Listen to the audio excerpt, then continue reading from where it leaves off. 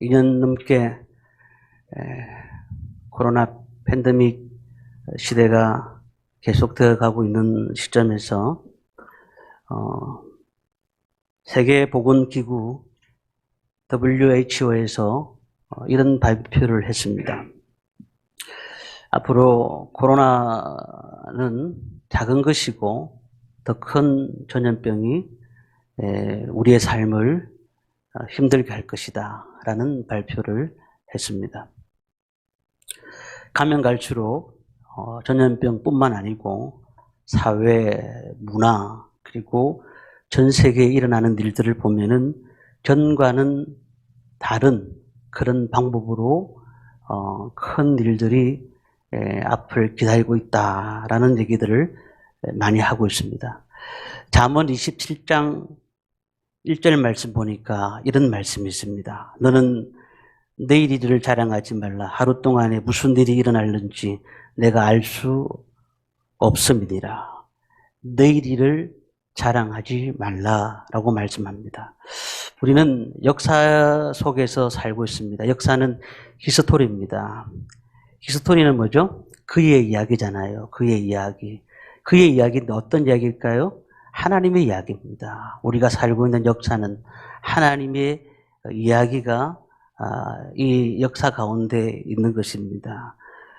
인생이 만들어내는 작품이라고 다들 생각하지만 그러나 그 위에 계시는 하나님께서 우리 가운데 계시고 또한 우리는 늘 하나님이 어떤 분인지를 알려고 노력을 합니다. 그래서 많은 사람들은 일어나는 현상만 바라보지만은 우리 믿는 사람들은 온전하게 우리가 어떠한 주님의 뜻이 있는지를 살펴야 된다는 것을 알아야 됩니다. 그래서 많은 사람들은 이 나라는 무기와 그리고 군인들이 지킨다 이렇게 말을 하지만은 그러나 정확한 성경적인 원리를 보았을 때는 이 나라는 저와 우리 성도님들이 지킨다. 그 말이 맞습니다. 왜 지킬 수 있을까요? 하나님께서 이스라엘 민족들을 통해서 사용하신 것처럼 이 땅에 믿는 사람들을 통해서 하나님 나라를 계속해서 이루고 계신다는 사실을 우리는 알아야 됩니다. 나라가 어려움이 있다는 것은 결국 교회가 교회다운 역할을 하지 못할 때 그런 일들이 많이 일어났습니다. 계속해서 우리가 할 수 있는 것이 무언가를 고민해야 되는데 가면 갈수록 우리가 하나님 앞에 어떻게 설지에 대한 생각은 하지 않고 늘 어떻게 하면 좀 잘 살 수 있을까? 어떻게 하면 많은 복을 받을 수 있을까? 그런 생각에 우리가 갇혀 있는 것은 사실인 것 같습니다. 그래서 우리가 이 사사기 말씀을 보지 않을 수가 없습니다. 이 사사기 말씀은 이스라엘 백성들이 타락했을 때 하나님께서는 직접 손을 대신 것이 아니고 이방인들을 손을 대셔서 이스라엘을 공격하게 하신 것을 보게 됩니다. 이스라엘이 그것을 알고는 회개할 때에 하나님께서 이스라엘 가운데에 사사를 세우셔서 또한 이스라엘을 이끌게 하신 것을 알 수가 있습니다. 그래서 우리나라가 잘 산다, 또한 우리가 잘 된다라는 생각들이 우리 속에 있는지 모르겠습니다만은 그러나 내면적으로 볼 때에 모든 것이 분열되고 또한 제 가운데 있는 것은 우리 믿는 성도들의 책임이 많다라는 사실을 우리가 알아야 됩니다. 왜요? 우리가 나라를 위해서 기도하지 않았기 때문입니다. 전 세계의 문제를 놓고 기도하지 않았기 때문입니다. 우리가 지금은 회개할 때고 그리고 또한 기도할 때다. 우리가 이렇게 생각을 하셔야 된다는 것입니다. 근데 지금 우리의 세계적인 문제, 여러 가지 어려운 문제들이 우리 가운데 있지만 그것보다 더 중요한 것은 영적인 세계거든요. 영적인 세계는 늘 싸움이 일어납니다. 오늘도 우리 성도님들 대부분 다 교회 오시려고 마음을 먹고 계셨지만은 한편으로는 교회 가지 말까? 또 오늘은 그냥 좀 쉴까? 여러 가지 생각 가운데서 늘 싸움이 일어나거든요. 그리고 평일날 하다 보면 하나님과의 관계 속에서 끊임없이 교제를 가지고 사는 분도 있는가 하면은 어떤 분들은 낙심되고 절망된 상태에서 하나님보다는 사람들에게 위로를 받으려고 하는 사람들이 많더라는 것입니다. 지금은 이 시대를 바라보면서 얼마나 많은 문화가 기독교 안에 들어왔는지 젊은이들이 문화 속에서 빠져들어서 하나님을 알지 못한 채 문화가 하나님보다 더 높아지는, 문화 대통령이 하나님보다 더 높아지는 그런 현실에 살고 있는 것을 알 수가 있습니다. 사탄이 무엇을 우리에게 집어넣고 있습니까?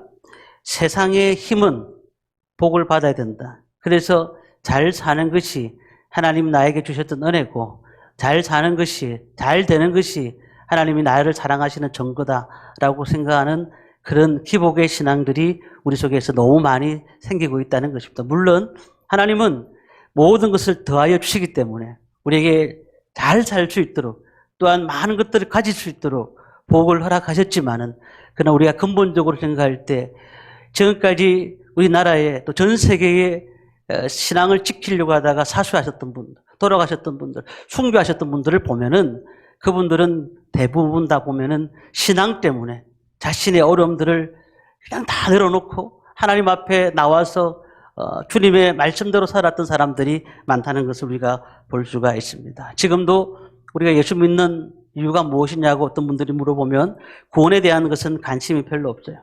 그냥 좀 잘 되기를 바란다는 것이죠.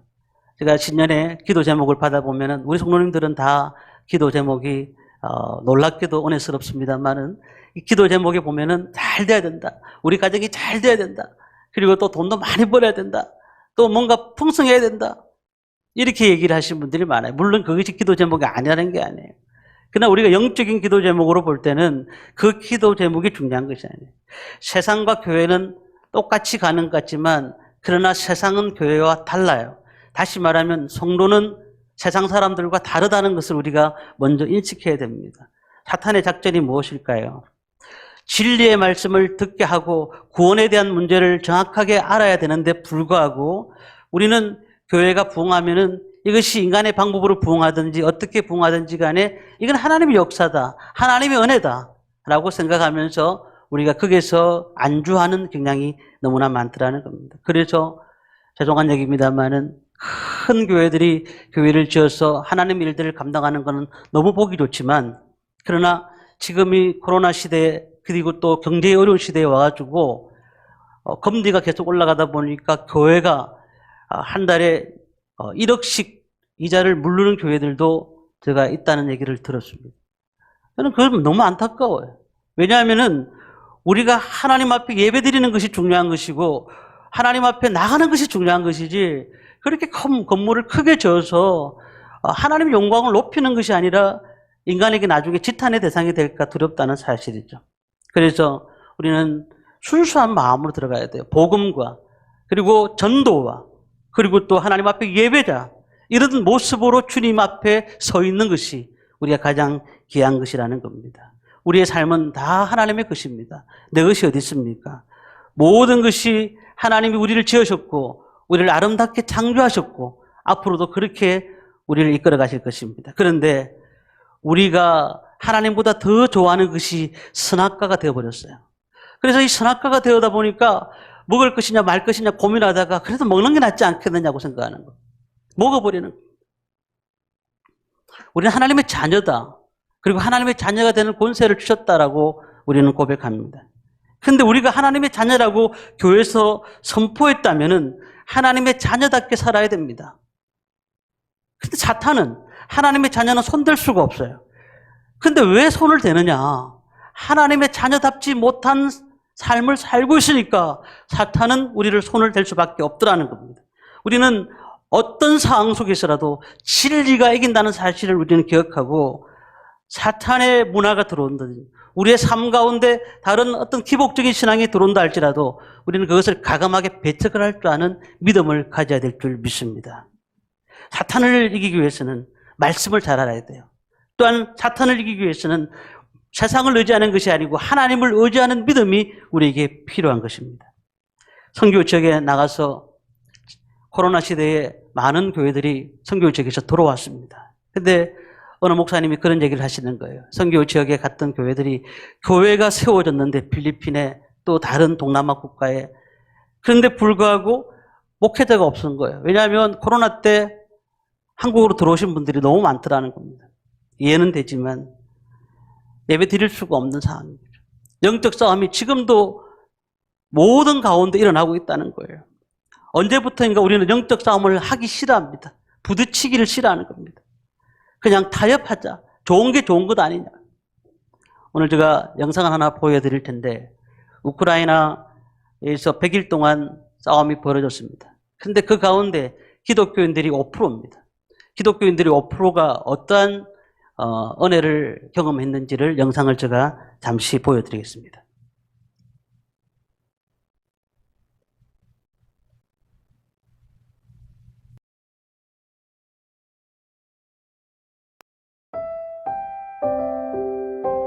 많은 분들이 증언했습니다. 그들은 하늘에서 천사의 형체를 보았다고 말했고, 바로 그 순간에 너무 힘이 나고 그분의 존재가 너무 가시적으로 느껴졌으며 마음의 위로가 되는 것을 느꼈다고 전했습니다. 그리고 저는 이러한 일들을 통해 하나님께서 역사하고 계심을 느낍니다. 많은 사람들이 지금 두려움 속에 있고 당장 내일 무슨 일이 일어날지 전혀 알 수가 없기 때문에 이러한 어려움과 황폐한 시기에 지쳐있는 사람들을 격려하기 위해 주님께서 역사하고 계심을 믿습니다. 주님께서는 천사를 통하여 내가 다 지켜보고 있다 라고 말씀하시면서 우리를 위로해 주심을 느낍니다. 우크라이나에서는 이외에도 많은 예수님의 역사가 일어나고 있습니다. 최전방에 있는 아들이 한밤중에 무장된 탱크들이 오는 것을 보고 자신의 아빠에게 전화해서 아빠, 지금 빨리 기도해 주세요. 러시아 군들이 진격해 오고 있어요. 아빠는 아들의 다급한 목소리에 즉시 교회 멤버들에게 기도를 부탁했는데 얼마 지나지 않아 아들에게 전화가 왔습니다. 아빠, 기적이 일어났는데 공중의 높은 곳에서 번개 같은 불빛들이 일더니 불꽃들이 사방으로 튀는 것을 봤어요. 그 후 얼마 지나지 않아 러시아군의 무장된 탱크들이 전멸되어 있는 거예요. 아들에 따르면 그 당시 아들이 있던 곳에는 대규모 러시아 군들을 전멸시킬 만한 그러한 공중무기가 없었을 뿐더러 병사들 중 그 누구도 어떻게 이러한 일들이 벌어질 수 있는지 알 수 없었다고 합니다. 아들은 기도의 힘으로 하나님의 초자연적인 역사가 일어났다고 믿고 있습니다. 또한 우크라이나에서 젤렌스키 대통령에 대한 암살 시도가 12번이나 있었지만 위기 때마다 젤렌스키 대통령은 기적적으로 살아남았다고 합니다. 푸틴은 가장 숙련된 군인들에게 그의 암살을 지시했지만 그는 계속해서 극적으로 살아남은 것입니다. 그리고 우크라이나 현지에 있는 레리브 도시 목사님 편지에는 이런 내용이 적혀 있었습니다. 우리를 위해 기도해 주고 있는 전 세계 신앙인들에게 진심으로 감사합니다. 로켓가 집으로 떨어지기도 전에 공중에서 사라지는 일들이 벌어지고 있습니다. 어디로 갔는지 알 수도 없습니다. 아마 중간에 불발이 되었거나 그들이 목표했던 곳으로 떨어지지 않았던 것 같습니다. 주님이 역사하신 것이 분명합니다. 얼마 전 베이징 올림픽에서 러시아 선수와 우크라이나 선수가 서로 눈물로 포옹하여 전 세계에 큰 감동을 주었습니다. 국민들은 전쟁을 원하지 않습니다. 우크라이나 국민들과 러시아 국민들 그리고 전 세계 신앙인들의 기도가 모여 그들이 무기를 내려놓는 기적의 역사가 일어나기를 예수님의 이름으로 간절히 기도합니다. 네. 마귀는 우리의 약함을 너무 잘 알고 있어요. 그리고 우리가 무엇이 가장 약한지, 어떤 부분에서 가장 약한지를 잘 압니다. 우리가 철저하게 우리의 약함을 놓고 하나님 앞에 기도하고 또 우리는 어떻게 이 땅을 살아갈 것인가를 고민해 봐야 됩니다. 오늘 본문의 말씀을 보면 골리앗이 나오잖아요. 우리는 뭐 아이들부터 골리앗을 모르는 사람은 아무도 없습니다. 근데 우리 골리앗을 우리에게 만났다고 할 때 우리 어떠한 모습으로 꼭 골리앗을 바라볼까요? 대부분 다 두려워합니다. 근데 성경에 보니까 여리고성을 무너뜨릴 때, 요단강을 건너갈 때 모든 성경에서는 자신의 힘으로 한 적이 한 번도 없었던 겁니다. 내 힘으로 인정하지 못하고 하나님께서 하신다는 사실을 기억하는 순간 하나님이 일을 하신다는 거예요. 내 힘으로 한다고 하면 그 다음부터는 하나님이 일을 안 하세요. 하나님께 모든 것을 맡겨드릴 때 하나님 일하시는 겁니다. 그래서 이 골리앗을 보면서 어떤 생각이 드세요? 하나님 앞에 맡기는 믿음을 가지라는 거예요. 세상은 하나님의 말씀과 본질적으로 반대 방향으로 가고 있어요. 가면 갈수록 계속해서 반대 방향으로 가고 있습니다. 처음에는 기독교가 한국에 들어왔을 때 예수 믿는 사람들을 그렇게 좋아했고 목회자들을 그렇게 좋아했습니다. 뭐 지금도 싫어한다는 건 아니에요. 그러나 조금만 윤리적인 문제에, 도덕적인 문제에 걸리면 이제 목회자들 당신부터가 잘하지 무슨 우리한테 전도를 하느냐고 그렇게 얘기할 때가 됐지 않습니까? 그런데 우리가 이런 어려움 가운데 달려갈 때 도대체 어떻게 이 땅을 살아갈 것이냐? 우리의 지혜가 아니라 하나님의 지혜를 가지고 이 땅을 살아가야 된다는 겁니다. 하나님이 주신 지혜가 무엇인가를 생각해 봐야 됩니다. 오늘 17장 4절 5절 말씀을 우리 같이 한번 읽도록 하겠습니다. 17장 4절 5절입니다. 같이 읽습니다. 블레셋 사람들이 진영에서 싸움을 돋우는 자가 왔는데 그의 이름은 골리앗이요 가드 사람이라. 그 키는 6규빗 한 뼘이요 머리에는 노투구를 섰고 몸에는 비늘 갑옷을 입었으니 그 갑옷의 무게가 놋 5,000세겔이며. 자, 이걸 계산을 쭉 해보면 제가 다 계산을 해드릴 수는 없으니까 키는 2m 83 정도 그렇게 생각하면 되겠고요. 그리고 갑옷의 무게가 57.5kg 정도, 그리고 칼이 7kg 정도 되는 거라는 거죠. 그러니까 사실 뭐 가드 사람이 좀 이게 거인족 속이라 하더라도 이렇게 큰 사람이라는 것은 상상할 수가 없을 정도라는 겁니다. 그런데 그 사람이 블레셋 군대에 선봉했었다. 사람들이 딱 그 얼굴만 봐도, 그 모습만 봐도 움츠하게 되어 있는 겁니다. 그 사람이 뭐라고 합니까? 1대1로 싸우자고 나온 거예요. 이스라엘에 나와 한반 싸울 사람이 있느냐라고 묻습니다. 그런데 이 골리앗이 그 얘기를 하니 이스라엘 사람들이 어떻게 했을까요? 조용해진 겁니다. 조용해진 거. 누구도 골리앗을 향해서 내가 저 사람과 싸워서 이기겠다는 그러한 생각을 가진 사람은 아무도 없더라는 겁니다. 자, 그런데 어떨 때 이런 문제가 터진 줄 아세요? 사울이 악신에 들렸고요. 그리고 그 고통 때문에 그 심적으로 약해져 있을 때 골리앗이 찾아왔다는 사실이에요. 그냥 골리앗이 앞에 온 것이 아닙니다. 이스라엘에게 그러한 문제가 생긴 것이 아니었어요. 이스라엘이 지금 사울이 왕이었는데 그가 하나님의 뜻을 향해 달려가지 않고 인간의 생각 때문에 고민하고 있는 가운데 그 고통이 자기를 억누르고 있을 때 악신이 들려가지고 하루하루 잠자기가 힘드는 그 상태에서 골리앗 눈앞에 온 것입니다. 오늘 우리가 이 땅을 살아가는데 믿음의 사람들이 뭐 믿는 순간부터 그냥 하나님 나라 갈 때까지 그냥 편안하게 가는 사람이 있다고 생각하십니까? 전혀 없습니다. 한 사람도 본 적이 없습니다. 정말 하나님이 사용하시는 그릇들은 정말 더 어려운 문제, 우리가 생각하지 못하는 어려운 문제 가운데도 있습니다. 근데 문제는 그런 문제가 아니라 지금 사울의 상태라는 겁니다. 이스라엘의 상태가 어떠냐는 겁니다. 이스라엘의 상태는 지금 아무것도 할 수가 없어요. 영적으로 암울한 상태입니다.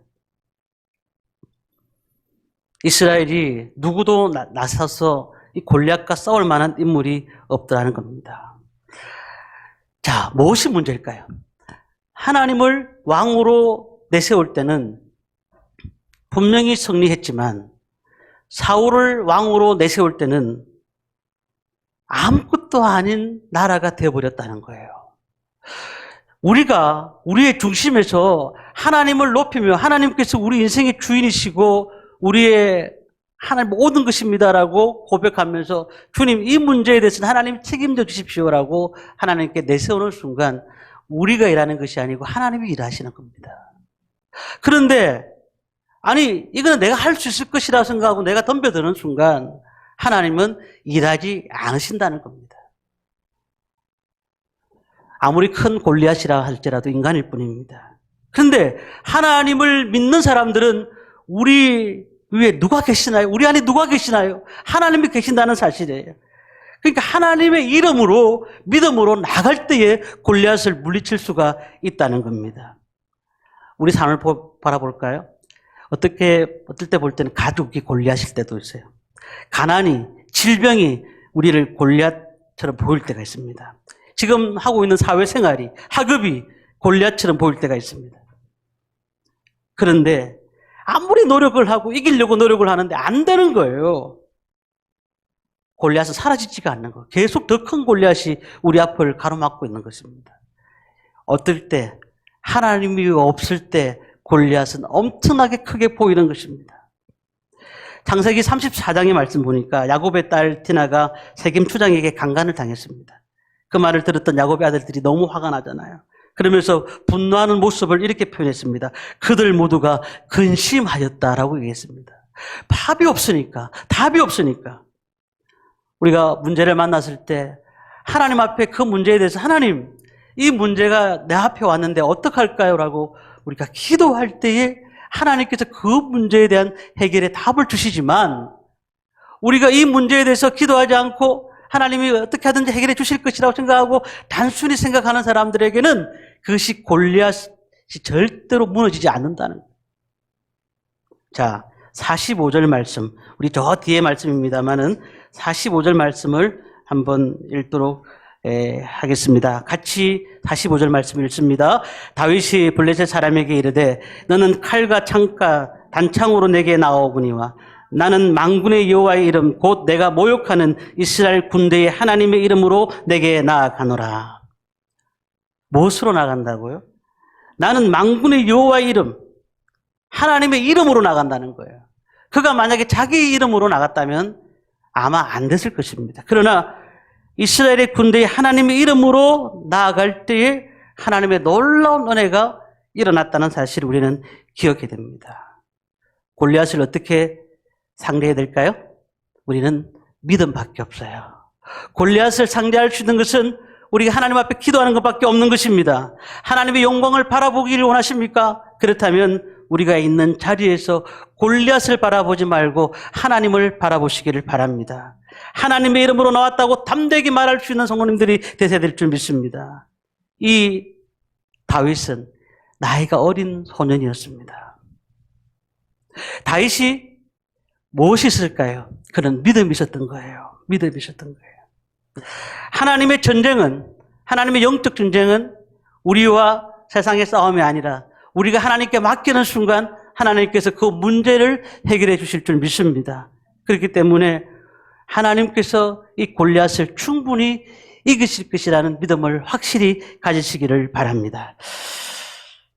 이곳에서 자라고 계시는 분들은, 우리 성도님들은, 진영에서 나셨던 분들은 그냥 그렇게 별 느낌 없으실지 모르겠지만 주위에 있다가 이제 부산이라든지 다른 지역에 있다가 이 진영에 오시면은 내가 왜 이 진영까지 왔냐? 이런 생각이 들 때도 많지 않습니까? 야, 내가 왜 이런 데 와 있지? 돌아보니까 진영에 와 있는 거예요. 그리고 10년, 20년 살고 있는 거예요. 저도 마찬가지입니다. 제가 11년째 개척을 하고 있는데, 사역을 하고 있는데, 돌아보니까 이 교회 와서 이 사역을 하고 있는 겁니다. 근데 늘 저도 이 사역을 하면서 골리앗을 만나요. 늘 그냥 주일 지나면 또 골리앗이 생기고, 목사라고 안 생기는 게 아니잖아요. 근데 골리앗이 서 있지만은 그 골리앗을 바라보면은 아무것도 답이 없어요. 보이지가 않습니다. 그러나 골리앗을 바라보지 않는 길이 딱 한 가지가 있습니다. 그것이 뭘까요? 하나님 앞에 기도하는 거예요. 하나님을 바라보는 거라는 겁니다. 우리 성도님도 마찬가지입니다. 골리앗 같은 거인들이 우리 삶 가운데 계속해서 서 있어요. 근데 자꾸 그것을 하나로 무너뜨리면 끝나는 것처럼 보이지만 자꾸 있잖아요. 우리가 골리앗을 이길 수 있는 것은 내가 싸우는 것이 아니고 하나님이 싸우도록 만들어 드려야 되는 것입니다. 이것이 기도인 줄 믿습니다. 우리는 뭐가 필요하죠? 믿음이 필요한 것입니다. 이 소년 다윗이 뭘 했어요? 아무것도 한 것이 없습니다. 한 것이 없어요. 다윗이 한 것은요, 어릴 때 양치는 소년이었습니다. 그는 늘 자신의 양을 지키기 위해서 이 곰과 사자가 양을 물어갈 때에 돌멩이를 집어 던져가지고 그 곰과 사자가 돌에 맞아 죽는 것을 보았습니다. 생명을 지켰던 일을 했던 것입니다. 우리는 늘 어떻게 해야 될까요? 이 시대를 살아가면서 지금 있는 상태에서 최선을 다하는 것입니다. 정말 내가 하나님께서 우리에게 맡겨준 사명을 잘 감당하는 거예요. 다윗이 어릴 때 아무것도 한 것이 없지만은 그는 양을 지켰습니다. 그리고 두렵지 않고 그 골리앗을 만났을 때 그 모든 일들을 감당할 때 두렵지가 않았어요. 왜냐하면 하던 일을 그대로 하는 것이니까. 오늘 우리의 말씀을 마치도록 하겠습니다. 다윗은 물맷돌 5개를 가지고 골리앗을 향해 나갑니다. 여호와의 구원하심이 칼의 창에 있지 않고 여호와께 속했다는 것을 보여주기 위해서 다윗은 그 물맷돌을 던졌다는 사실이에요. 우리에게 골리앗이 무엇일까요? 이 땅에서는 많은 사람들이 골리앗을 보면서 힘들어합니다. 건강 문제도 있고, 직장 문제도 있고, 사업장 문제도 있고, 미래 문제도 있고, 보이지 않는 모든 것이 엄청나게 지금 우리 가운데 많이 있습니다. 그런 가운데 있지만 우리는 믿음으로 하나님께서 우리 가정에 하나님의 역사를 하실 것을 믿습니다. 하나님께서 우리 가정에 이 답답하고 현실에 보이지 않는 현실 가운데서도 하나님이 인도하실 줄 믿습니다. 라는 그 믿음이 필요한 것입니다. 믿음만 필요한가요? 기도해야 되겠죠. 주님 앞에 나가는 것입니다. 이제부터 우리는 소망 없는 인간에게 십자가를 주셨던 그 예수님을 우리가 깨닫는다면, 그러나 그 소망 없는 인간에게 십자가를 지셨고 왜 꼭 십자가에만 됐습니까? 왜 십자가를 지셔야 됩니까? 다른 죽음도 괜찮지 않습니까? 그렇게 힘들어가지고 돌아가실 이유가 뭐가 있겠냐고. 그러나 주님은 3일 후에 부활하셨다는 사실을 우리는 믿어야 된다는 겁니다. 지금 우리가 이 일에 감당하지 못하면 하나님이 더 많은 것을 우리에게 맡기지 않는 거예요. 지금 우리에게 하나님 주셨던 은혜를 회복하시기를 바랍니다. 골리앗을 보지 마십시오. 앞으로 일어날 일들도 땡겨서 생각하지 마십시오. 하나님은 우리의 모든 길을 예비하시고 인도하실 줄 믿습니다. 어떻게 하면? 맡기기만 하면, 믿음으로 나가기만 하면 하나님께서 우리의 모든 상황 가운데 역사하실 줄 믿습니다. 이렇게 살아가는 우리 모든 성도님들 되시기를 주님의 이름으로 축원합니다.